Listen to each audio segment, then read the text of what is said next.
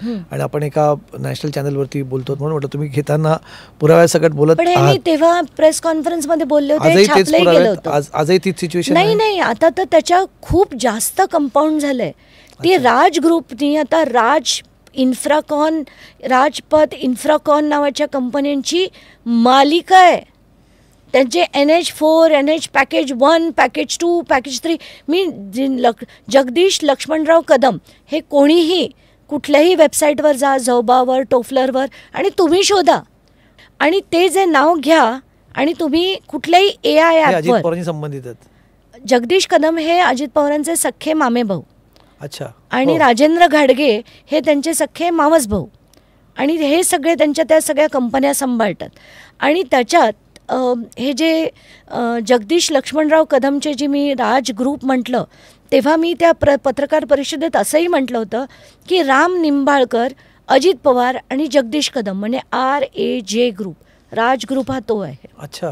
आणि त्याच्या जेवढ्या या कंपन्या आहेत त्या सगळ्यांना आता याच्यात जसं मी म्हटलं की राजपथ इन्फ्राकॉम, त्याच्यात पॅकेज 1, पॅकेज 2, त्याच्या वेगवेगळ्या कशा कंपन्यांची नावं केली आहेत, तर त्याच्यात पूर्ण लिस्ट आहे.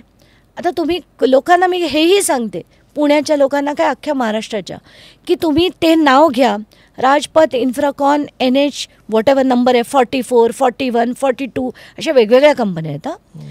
51, 66, 68, 69, आणि प्रत्येक कंपनीला तुम्ही घ्या आणि त्याला ChatGPT 5 किंवा परप्लेक्सिटीवर टाका.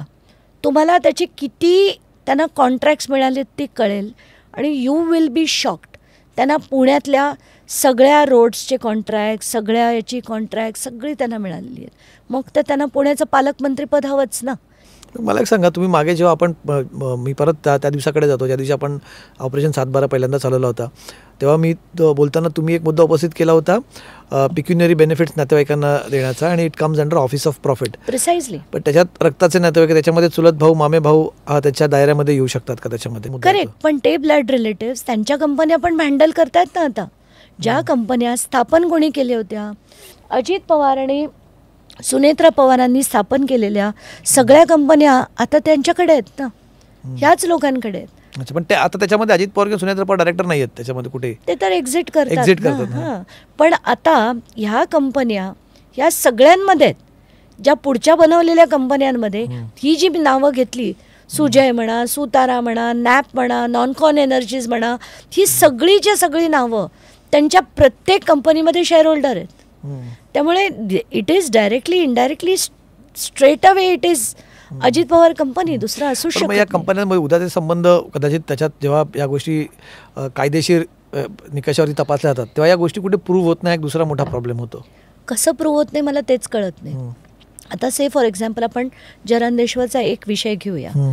जरांदेश्वर आधी थोडासा त्यांचं एका 5व्या याचं जे त्यांचं देणं होतं ते देऊ शकले नाही, म्हणून अजित पवार जे महाराष्ट्र स्टेट कोऑपरेटिव्ह बँकवरच्या बोर्डवर होते त्यांनी तो कारखाना ऑक्शन केला आणि तो घेतला कोणी, बिडिंग न करता गुरुनी घेतला, गुरु कमॉडिटी नावाच्या कंपनीने. मी त्याचे सगळे कागद काढले.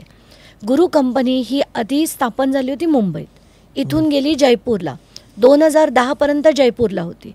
2010च्या नंतर 2011ला जेव्हा जरांदेश्वर घ्यायचं आहे तेव्हा ती मुंबईत येते. आणि मुंबईत आल्यावर त्याचे पेपर्स मी तुम्हाला आत्ता दाखवू शकते, हवं असेल तर दाखवू का? प्लीज. की नक्कीच.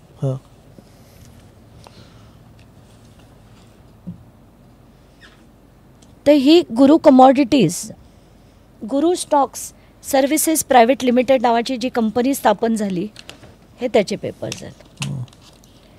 हे त्याचं आर्टिकल ऑफ असोसिएशन आहे. याच्यात जर बघितलं ती इथे मुंबईत स्थापन झाली होती, नंतर ती जयपूरला गेली होती, आणि त्याच्यात 2011 मध्ये पैसे येतात. हे जयपूरला गेली, 2010 पर्यंत जयपूरला होती, आणि त्याच्यानंतर याच्यात पैसे येतात. आणि हे पैसे कुठून येतात, कोणाकडनं येतात अचानकपणे, तर Omkar realtors private limited jointly with Kamal Kishore Gupta आणि ओमकार रिअल्टर्स प्रायव्हेट लिमिटेड नावाच्या कंपनीमधनं पैसे येतात. ते किती येतात ते तुम्हीच बघा वाचून. ते ओंकार रिअल्टरची काही चौकशी पण सुरू होती ईडीकडनं, तेच आहे? हो, आता ती आहे, तीच आहे की नाही तेवढं कन्फर्म करायचं आहे, पण आले तेवढं मात्र नक्की. आता हे funds received Omkar realtors and developers private limited हे बघायचं आपणच वाचून बघा. 44 कोटी 45 लाख त्यांच्याकडे आले. हे आले गुरुमध्ये. ठीक आहे, गुरुमध्ये आले आणि ही कंपनी जरंदेश्वर, त्यांनी जरंदेश्वर प्रायव्हेट शुगर मिलला त्यांनी लीजवर दिली. पण लीजवर आपण इंटरेस्ट तरी घेतो किंवा त्यांच्याबरोबर प्रॉफिट शेअरिंग करतो. प्रॉफिट शेअरिंग करायची गरज नाही असं माझ्याकडे पेपरवर आहे. इंटरेस्ट द्यायची गरज नाही असं माझ्याकडे पेपरवर आहे. हे का केलं असं प्रेक्षकांना समजुतीसाठी? कारण गुरु कमॉडिटीजमध्ये पैसा आला तो रूट होऊन कसा आला ते अजित पवारांनी सांगावं. हे ओमकारकडनं आला आणि ह्यांनी काय केलं अजित पवारांनी, आणि जिथे आपण पुन्हा म्हणतो ऑफिस ऑफ प्रॉफिट, तर he is a director with Maharashtra cooperative bank ज्यांनी त्याला ऑप्शन केलं. ह्यांची कंपनी ते लीजवर घेते. ठीक आहे, आता जरंदेश्वरचे सगळे पैसे हे जे आहेत हे जय ॲग्रोटेक, ही जय ॲग्रोटेक कोणाची? आता जय नावावरनच कळेल, त्यांच्या दुसऱ्या मुलाचं नाव जय आहे. पण नाव असून त्यांची कंपनी होते असं थोडी? नाही, ते बनवलीच तुम्हाला त्याच्या. हा, मी नाव आहे त्यांची. हो, सरळ दाखवा ना, मी दाखवते आपल्याला. माझ्या समोर आहे जरंदेश्वर. ही कंपनी स्थापन यांनी केली आणि स्थापन करून याच्यातली सगळेच्या सगळे म्हणजे तुम्ही पुढचे तिची नावं बघितलीत त्या ज्या नॉन कॉन एनर्जीज, फायर पॉवर, ह्या सगळ्या कंपन्या अजित पवार आणि सुनेत्रा पवारांच्या नावावर आहेत. आणि यांनी हे जे शेअर्स घेतले आहेत जरंदेश्वरमध्ये ते यांच्याच कंपन्यांनी घेतलेत. सगळ्यात जास्त पैसा जर गेला असेल जरंदेश्वरमध्ये तो या जयमधनं गेला, ज्याचं नाव चेंज करून त्यांनी स्पार्कलिंग सॉईल केलं. नंतर ते चेंज ऑफ नेमचं पण माझ्याकडे त्याचं पण प्रिंट आउट आहे की एक चांगला तगडा कारखाना जो 1,500 कोटीच्या आसपास असेल, तो 1,500 कोटीचा कारखाना त्याला डिफॉल्टमध्ये आणायचं, त्याचा ऑक्शन करायचा.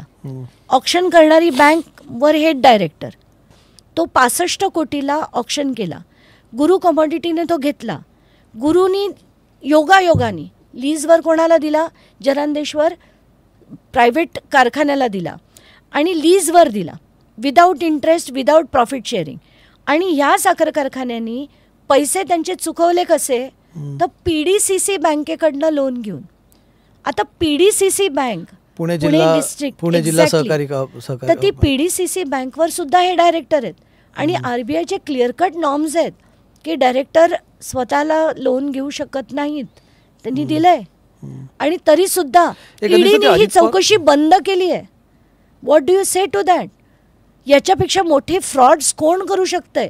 मी जाऊन हे हायकोर्टात फाईल करणार आहे, त्याच्यात विनंती करणार आहे कोर्टाला, जर तुम्हाला वाटत असेल आम्ही लढावं तर याच्यावर सरकारकडनं powers to close this should be withdrawn. Fadnavis नाही, अमित शाह नाही, मोदी नाही, कोणालाही याच्यात पॉवर्स नाही पाहिजे की ही केस क्लोज करण्याचे.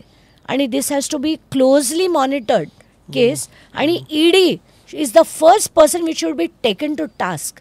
इतकी हंबग झाली आहे ईडी की आता हे जे मला दिसतंय हे ईडीला दिसत नाही आहे. तुम्ही मगाशी खरं तर तुम्ही आता एक शब्द वापरलात